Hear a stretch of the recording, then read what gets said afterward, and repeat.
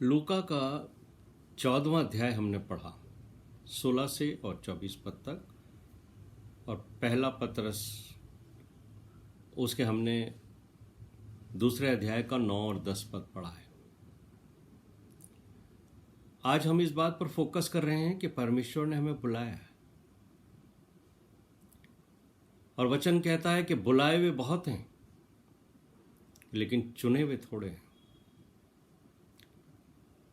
और हमें इस बात पर खुश होना चाहिए और परमेश्वर का धन्यवाद देना चाहिए कि हम सिर्फ बुलाए हुए नहीं ठहरे,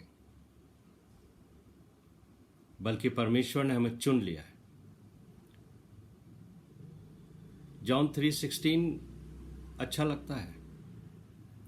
परमेश्वर ने सारे जगत को बुलाया, लेकिन सब लोगों ने परमेश्वर को एक्सेप्ट नहीं किया, परमेश्वर के उस निमंत्रण को स्वीकार नहीं किया कि उसके बेटे को उद्धारकर्ता करके ग्रहण कर लेते।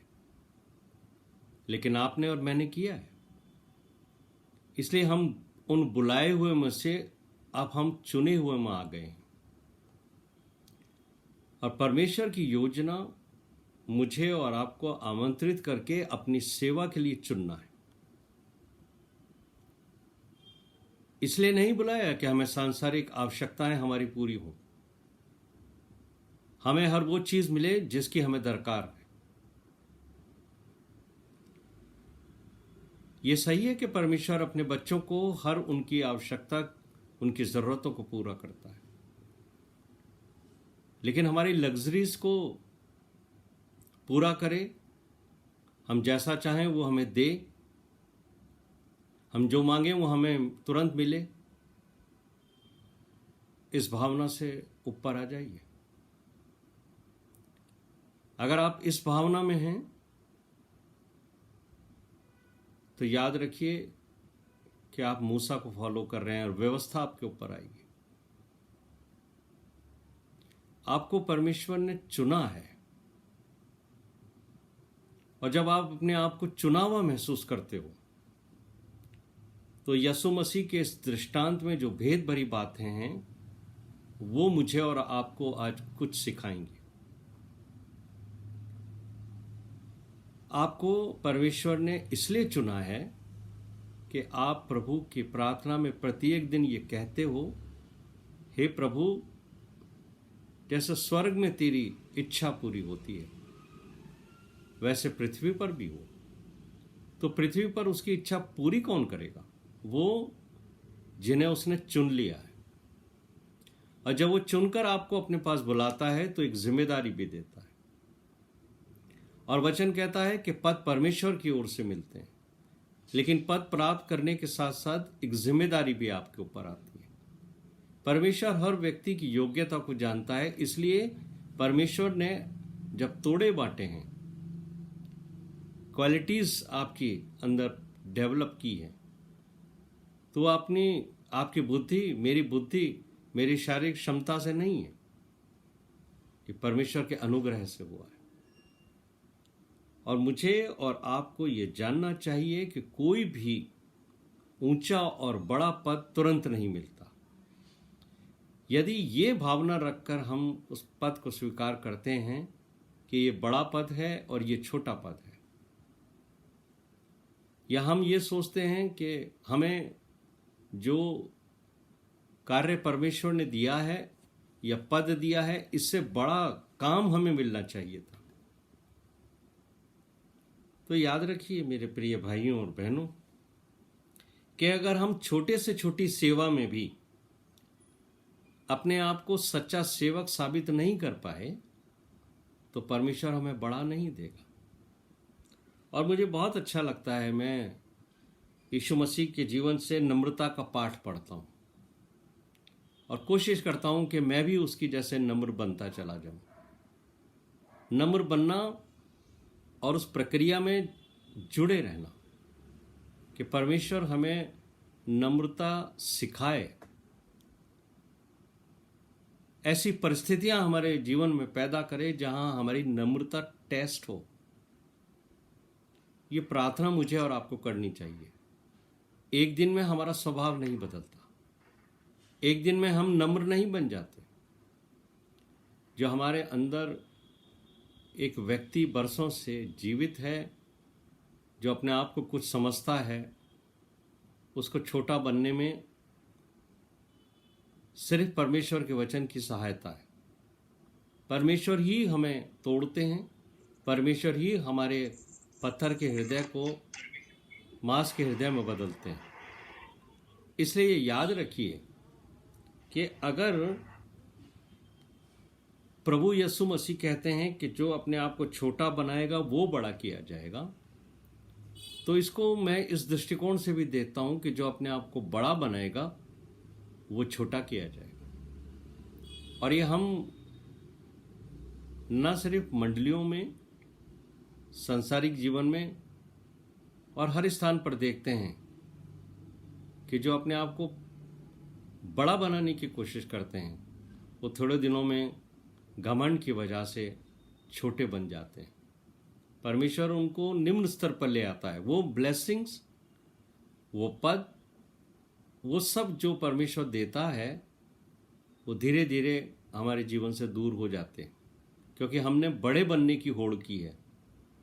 जबकि परमेश्वर कहता है जो अपने आप को छोटा बनाएगा वो बड़ा किया जाएगा। और हम यीशु मसीह के द्वारा इस दृष्टांत को समझ लेते हैं कि वो कहना क्या चाहता है।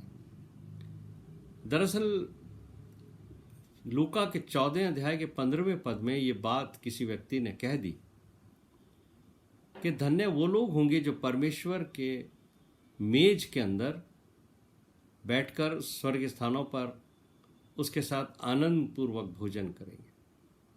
लेकिन उस स्थान तक पहुंचेगा कौन? यही बात यीशु मसीह ने मुझसे और आपसे कही। और हमें बहुत अच्छा लगता है जब हम इस परमेश्वर के संदेशों को पढ़ते हैं और अपनी बुलाहट को, अपनी कॉलिंग को भी हम अच्छा समझते हैं। उसका रिस्पॉन्स के बारे में भी हम कोशिश करते हैं कि हम अच्छे से अच्छा रिस्पॉन्स करें। और जब हमारी बुलाहट होती है, शुरू में हमारा प्रेम बहुत होता है परमेश्वर से।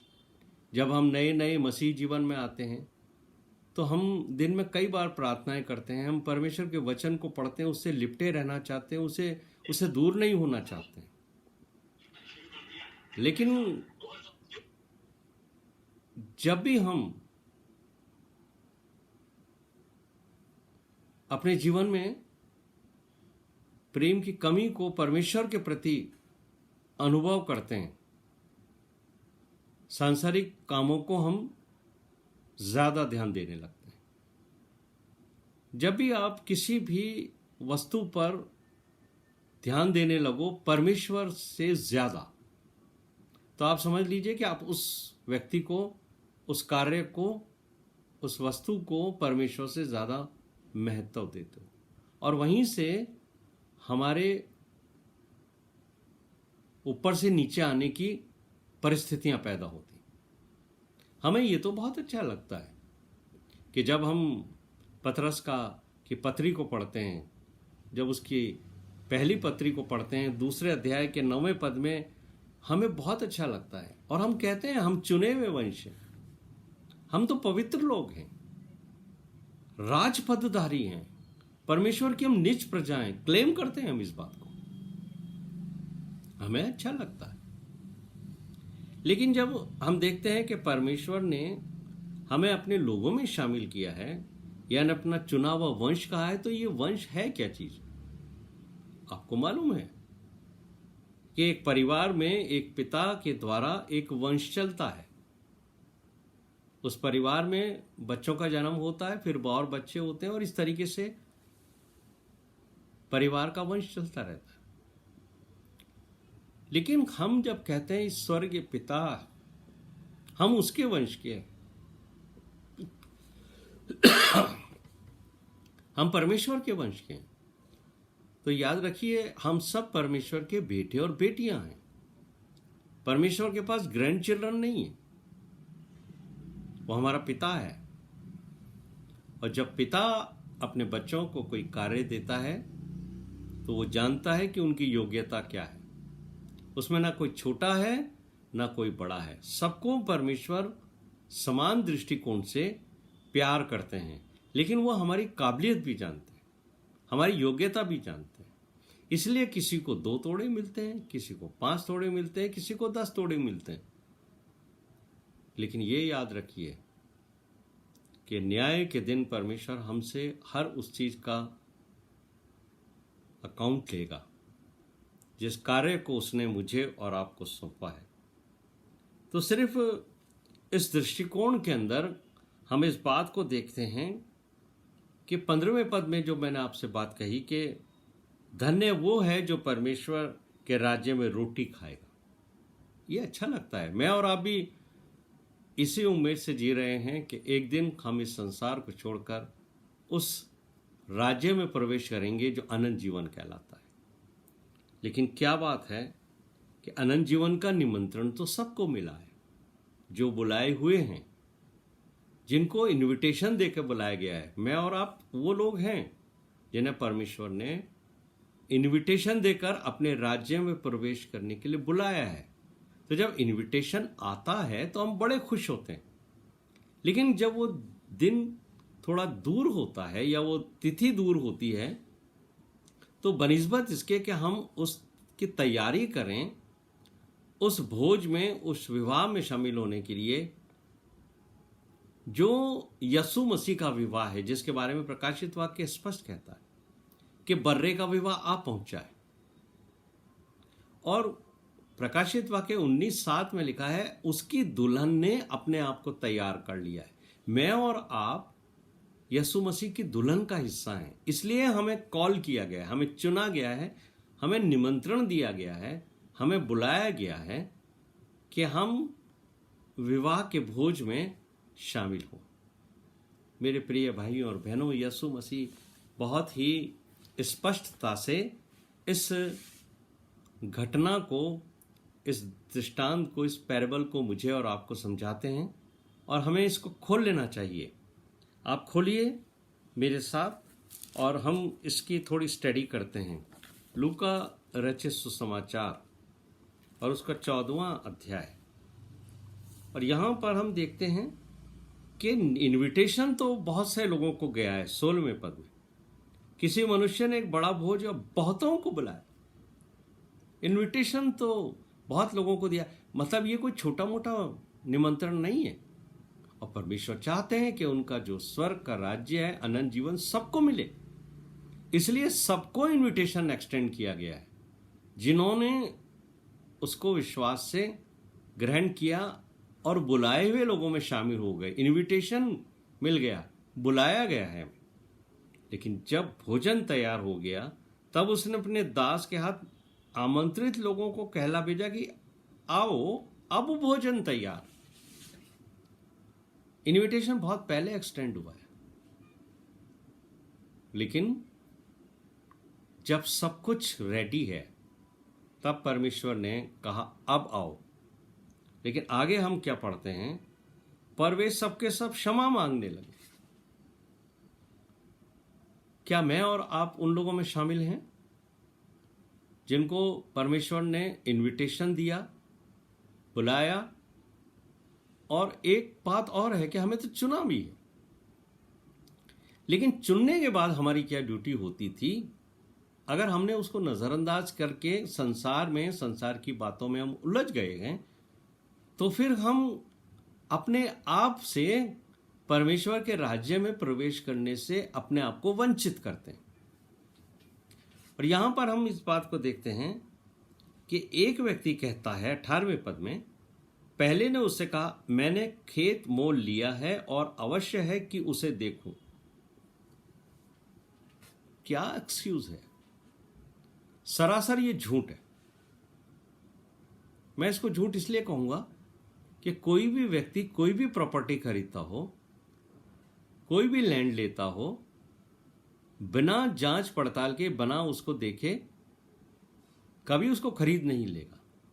आप में से जितने लोगों ने अपने लिए फ्लैट्स खरीदे हैं, लैंड खरीदी है, मकान का कंस्ट्रक्शन कराया है, आप प्रत्येक दिन वहां गए हो। अगर आपने फ्लैट लिया है तो आपने उसको पहला मौका मुआयना किया है, जाके देखा है, उसके बारे में अच्छे से जांच पड़ताल की है, उसके बाद आपने उसको मोल लिया है। ऐसे ही कोई इतने लाखों रुपए का इन्वेस्टमेंट नहीं करता। यह इंसान कह रहा है कि मैंने खेत मोल लिया है, अब मैं उसे देखूंगा, अब मैं जाऊंगा। ये स्टेटमेंट झूठ पर आधारित है। और दूसरे ने क्या कहा है? दूसरे ने 19वें पद में कहा है, मैंने 5 जोड़े बैल मोल लिए हैं और उन्हें परखने जाता हूं। कोई भी पपी भी आप लेते हैं छोटा सा, तो उसे देखते हैं, अगर वो ऑन पेमेंट है तो आप उसके बारे में डॉक्टर की भी राय लेते हैं, वेटरनरी डॉक्टर को भी बात करते हैं जिन्होंने वो पपी लिया। उन लोगों को भी आप पूछते हैं कि भाई इसके बारे में बताओ। ये व्यक्ति जो एक किसान है, लगता है मुझे कि ये किसान है, क्योंकि उसने 5 जोड़े बैल लिए हैं। तो कोई घर में बांधने के लिए या पेट के रूप में बैल नहीं लेता है। He is a businessman, farmer है ये, और छोटा मोटा भी नहीं है। इसके पास पहले भी होंगे, लेकिन इसने 5 जोड़ी बैल मोल लिए हैं। लेकिन क्या उसने बिना परखे, बिना जांचे ले लिए? लेकिन एक्सक्यूज क्या है कि मैं उन्हें परखने जाता हूं।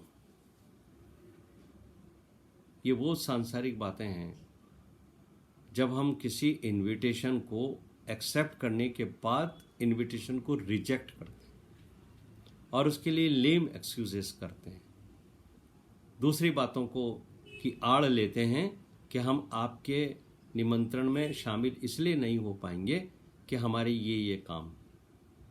और इसके बाद तीसरे व्यक्ति के बारे में क्या लिखा है? तीसरा व्यक्ति कहता है, मैंने विवाह किया है। वो ये नहीं कह रहा है कि मैंने विवाह किया है और मैं अब अपनी पत्नी को लेने जा रहा हूं या पत्नी को देखने जा रहा हूं, जैसे इन दोनों ने कहा है। उसने तो स्पष्ट ही मना कर दिया। उसने कहा है मैंने शादी करी है, इसलिए मैं नहीं आ सकता हूं।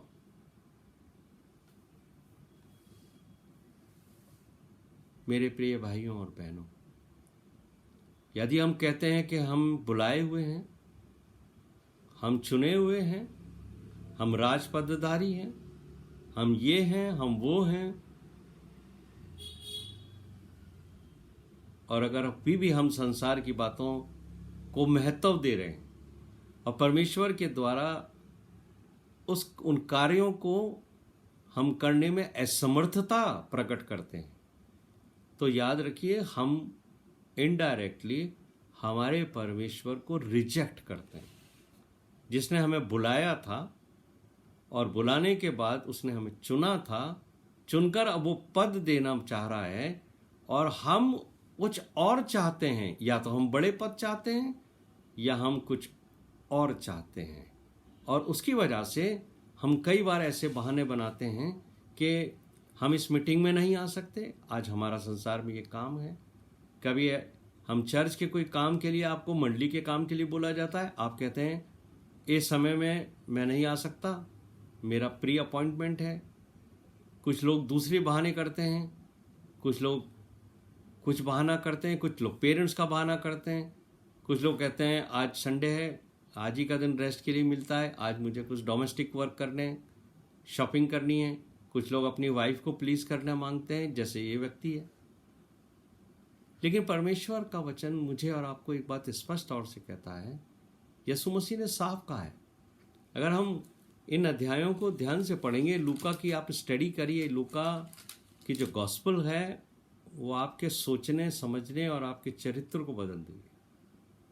इतनी जबरदस्त ये गॉस्पेल है, जो रिसर्च बेस्ड गॉस्पेल है। और मैं आपको यही कहना चाहता हूं, संसार में अगर हमने यीशु मसीह से ज्यादा किसी भी चीज को महत्व दिया, तो यीशु मसीह की बात को याद रखना, जो मुझसे ज्यादा अपने पिता, अपनी माता, अपनी पत्नी, अपने बच्चों से प्रेम करता है, वो मेरे योग्य नहीं। स्पष्ट तौर से यीशु मसीह ने कहा है, तुम्हारी लाइफ की प्रायोरिटी मैं हूं। अगर तुम मेरे निमंत्रण को, मेरे कार्य को किसी दूसरे कार्यों से ज्यादा महत्व देते हो कि पहले आप वो काम करो, मेरा काम तो मैं आप सोचते हो बाद में भी हो जाएगा।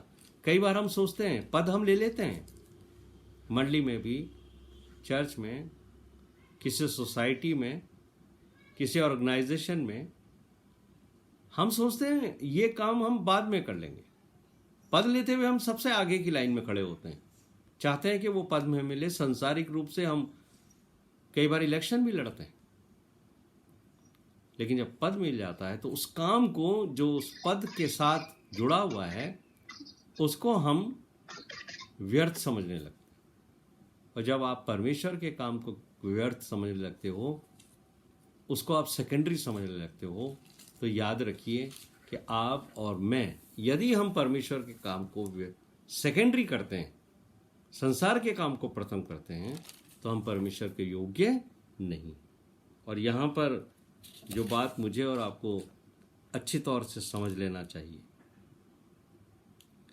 लूका के 14वें अध्याय के 26वें पद के अंदर जो बात लिखी है, इस अध्याय के को पढ़ते पढ़ते हम यहाँ पहुँचते हैं। हमने 24 तक तो पढ़ा है, लेकिन 26वें पद में जो बात यीशु मसीह ने कही, यदि कोई मेरे पास आए और अपने माता पिता, पत्नी, बच्चों, भाइयों, बहनों व अपने प्राण को भी अप्रिय ना जाने। अप्रिय का मतलब ये नहीं है कि आप उनको बिल्कुल ही रिजेक्ट कर दो, प्रायोरिटी की बात है, वो मेरा चेला भी नहीं हो सकता। और आगे 27वें पद में यीशु मसीह कहते हैं, और जो कोई अपना क्रूस ना उठाए और मेरे पीछे ना आए, वो भी मेरा चेला नहीं हो सकता। तो सिर्फ अपने परिवार के लोगों या संसार की बातों को ही नहीं छोड़ना है, बल्कि अपने आप को भी छोड़ना है। अपने सारे घमंड को, अपने सारे व्यक्तित्व को, अपनी पर्सनैलिटी को आप जीरो लेवल पर अगर नहीं लाए हो और ये सोचते हो आई एम समथिंग, तो फिर आपको के लिए यीशु मसीह ने स्पष्ट कहा है, वो मुझसे एक ही बात कहता है, यदि तू अपने आप को बड़ा बनाएगा तो याद रख कि तू छोटा कर दिया जाएगा। और यीशु मसीह ने कहा है, वो मेरा चेला हो नहीं सकता जो प्रत्येक दिन अपना क्रूस ना उठाए, मेरे पीछे ना आए, जैसा मैं चलता था वैसा ना हो। क्यों कहता है यीशु मसीह? क्योंकि हमने अपनी प्रायोरिटीज बदल दी हैं। और इसी वजह से यीशु मसीह ने प्रकाशित वाक्य में, दर्शन में जो यूहन्ना से कहा है कि तूने मंडलियों से कह दे कि तुमने अपना पहला सा प्रेम छोड़ दिया है।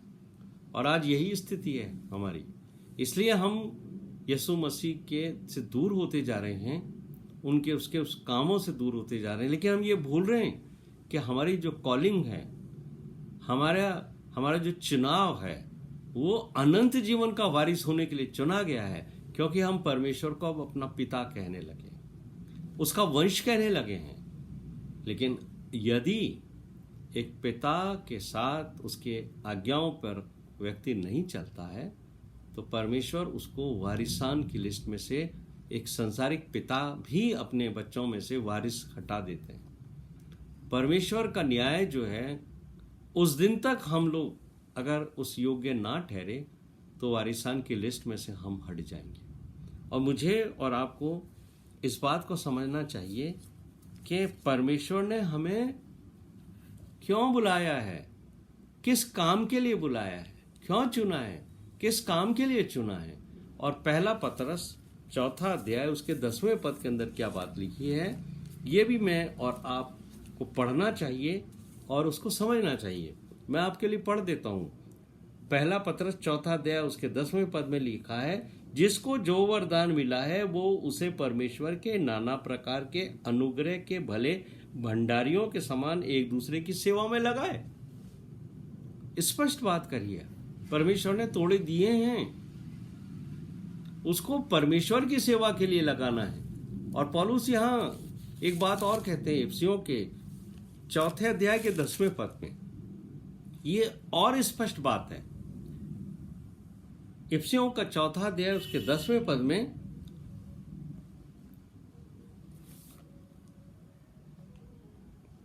दूसरे अध्याय के 10वें पद में, 4 अध्याय में नहीं, माफ करें, इफिसियों के 2 अध्याय के 10वें पद के अंदर पौलुस कहते हैं, क्योंकि हम उसके बनाए हुए हैं और यीशु मसीह में उन भले कामों के लिए सृजे गए हैं जिन्हें परमेश्वर ने पहले से हमारे करने के लिए तैयार किए।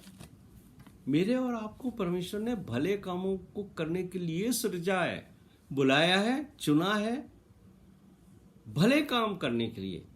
और जब हम भले काम करेंगे तो याद रखिए यीशु मसीह ने क्या कहा था, तुम्हारे भले और अच्छे कामों को देखकर लोग तुम्हारी नहीं, हमारी प्रशंसा नहीं करें, बल्कि हमारे स्वर्गीय पिता की प्रशंसा करें।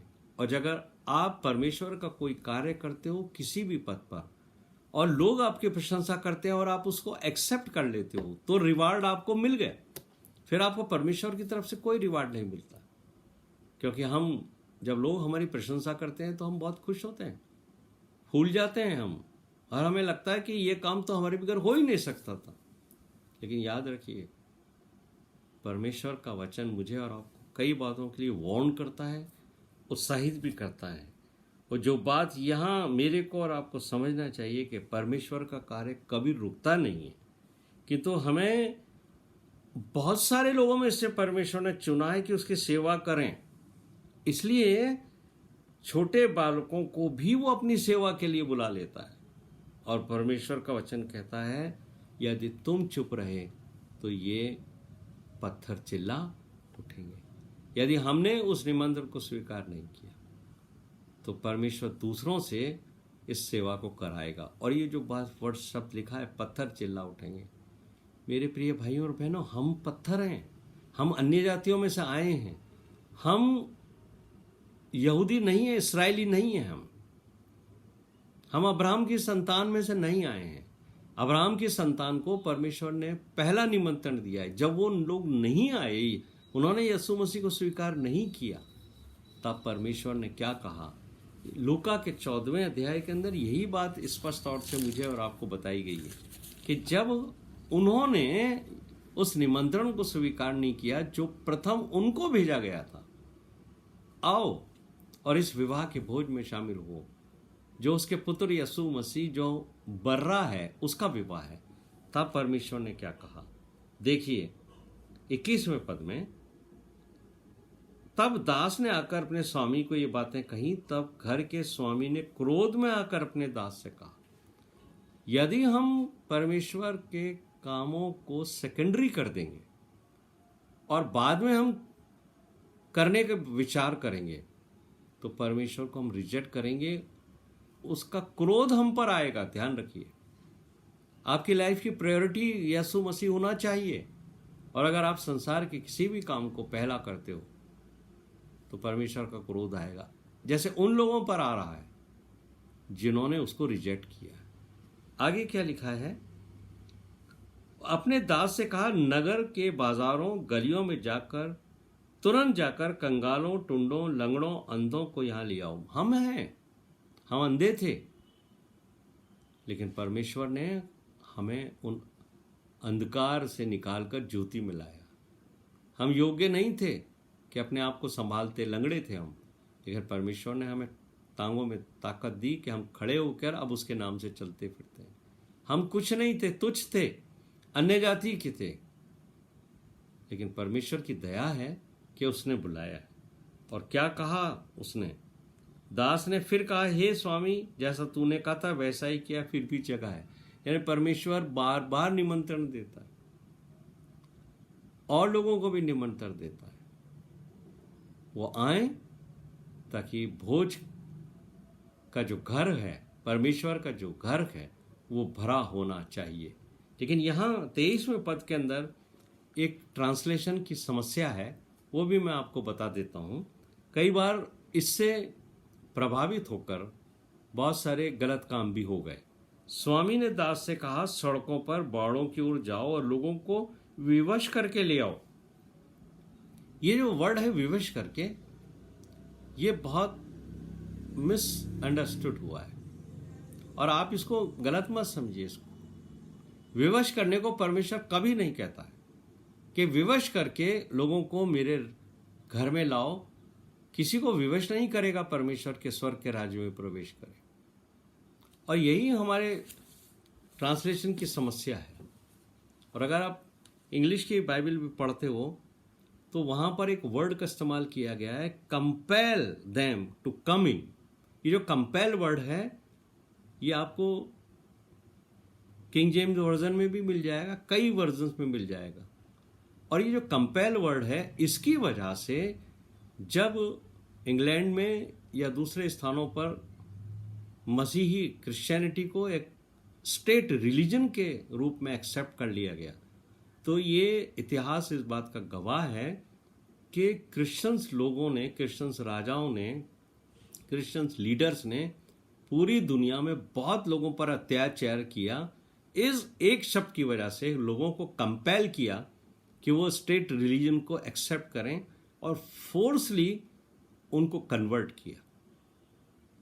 ये शब्द ये नहीं है जो ये परमेश्वर कभी नहीं चाहता कि आपको कंपेल करे, कि आपको